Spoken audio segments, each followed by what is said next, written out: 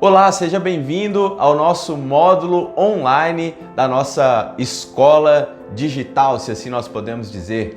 Eu quero fazer essa pequena introdução dizendo que nós vamos trabalhar num novo módulo sobre os reformadores, não aqueles mais conhecidos, mas aqueles que talvez ao longo da história ficaram um pouco menos conhecidos e nós queremos falar exatamente sobre eles, os reformadores esquecidos. Seja bem-vindo ao nosso conteúdo. Eu quero te convidar a ver não só esse vídeo, mas todos os outros que virão e farão esse módulo extraordinário.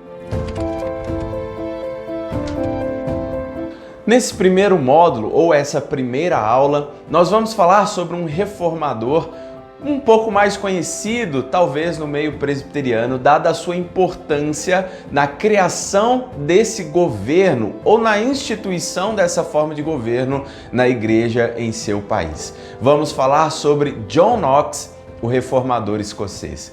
Geralmente, quando nós falamos sobre a reforma protestante, nós sempre nos lembramos dos reformadores suíços, dos reformadores na Alemanha e nos reformadores que tiveram um papel importante na França. Mas nós também temos um reformador que teve um papel crucial na igreja reformada na Escócia. John Knox nasce em 1514 no interior da Escócia. Vindo de uma família modesta, tem a sua educação em origem católica, vindo a ser um sacerdote católico nos anos iniciais do seu ministério. Influenciado pelas ideias de Martim Lutero e João Calvino, começa a se encantar pelos princípios reformados e a caminhar nesses estudos, onde posteriormente vem a se converter à fé reformada e desenvolver um papel importante na instituição ou na instalação da reforma protestante na Escócia. Quando John Knox, então, depois de um período de estudos fora da Escócia, ele traz essa bagagem doutrinária e teológica para a Escócia, inicia o seu ministério pregando nas terras escocesas. Talvez uma das frases mais conhecidas de John Knox foi a seguinte: ao desembarcar na Escócia, dizem os historiadores que ele faz uma oração pedindo a Deus que lhe entregasse a Escócia, ou era melhor que ele morresse. Assim, inicia-se um trabalho árduo de pregação, de evangelização e de proclamação dos princípios reformados naquele lugar. Depois de um tempo pregando, ensinando e compartilhando os princípios reformados, quase que toda a Escócia se rende à fé reformada e então se torna um país protestante. Mas quais são as principais contribuições de John Knox nesse processo da reforma suíça? John Knox, além de um excelente escritor, ele traz também algumas obras importantíssimas para aquela igreja, entre elas um novo código de disciplina que foi usado e direcionado à formação da igreja e dos concílios naquele lugar. Ele também traz uma nova forma de governo que já era difundida em alguns lugares, mas que ganha bastante expressão nesse período da Reforma Escocesa, que é a administração eclesiástica pelos presbíteros.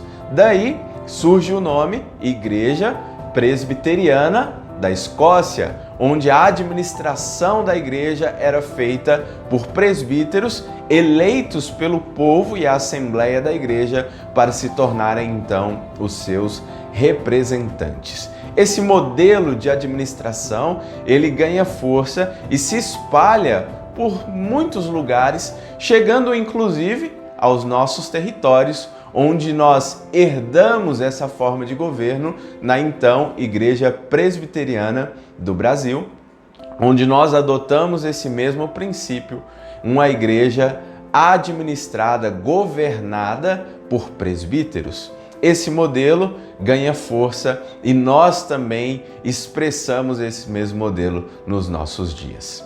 Então, John Knox, ele não só traz esse modelo, mas ele também traz para as terras escocesas uma influência gigantesca dos escritos de João Calvino na sua própria teologia. Um dos princípios fortes nos escritos de John Knox é a soberania de Deus, que também está presente nos escritos de João Calvino. Ele traz também um legado, ou ele deixa um legado precioso e gigantesco naquele lugar. Ele traz em si não só uma forma de governo, uma doutrina, mas uma influência em todos os territórios que estavam ali à sua volta. Talvez um dos escritos em que houve uma maior influência nas terras escocesas foi a produção da própria Confissão Escocesa, onde o parlamento escocês, em 1560, adota como a confissão oficial daquela igreja. Após um período, começa alguns conflitos com a Rainha Mary, ou a Rainha Maria, na Escócia, onde houve uma oposição aos princípios reformados e a esse movimento iniciado por John Knox. Esses conflitos causam alguns episódios naquele lugar, onde anos posteriores, depois da unificação das terras da Escócia à coroa britânica, a igreja escocesa fica quase exclusivamente na Escócia, deixando de ter uma influência maior no Reino Unido. Esse movimento, onde houve essa divisão da igreja, não foram por questões teológicas, mas basicamente por movimentos políticos, onde nós temos que entender, neste período, igreja e Estado ainda caminhavam muito próximas, quase que unidas no governo e na administração das cidades. Esta união, embora beneficiasse alguns aspectos do movimento reformado e da igreja reformada, também trazia alguns desconfortos e alguns problemas na própria igreja, porque interesses políticos conflitavam com os interesses eclesiásticos. Eu quero então relembrar com você alguns pontos importantes dessa primeira aula, onde nós falamos sobre o reformador escocês John Knox. John Knox não só causou um impacto grande ou gigantesco na Escócia, mas deixou um legado admirável. Entre os seus principais escritos, a Confissão Escocesa, nós temos também o Livro Comum e nós temos o Livro de Disciplina. Pelo menos essas três obras influenciaram ao longo dos anos a Igreja Escocesa. Um dos seus legados presentes até hoje na Igreja é a forma da administração da Igreja. A Igreja administrada por presbíteros, daí o nome Igreja Presbiteriana. Na Escócia, onde nós também bebemos dessa mesma fonte e adotamos no Brasil e na nossa igreja, na nossa denominação, essa mesma forma de governo. Daí o nome Igreja Presbiteriana, pela sua forma de governo, administrada por presbíteros do Brasil. Esse legado de John Knox permanece vivo no movimento reformado e até os nossos dias, onde nós temos a presença da Igreja Presbiteriana não só no Brasil, em muitos outros lugares. John Knox então morre em 1572, deixando um legado gigantesco e uma marca no movimento da Reforma Protestante.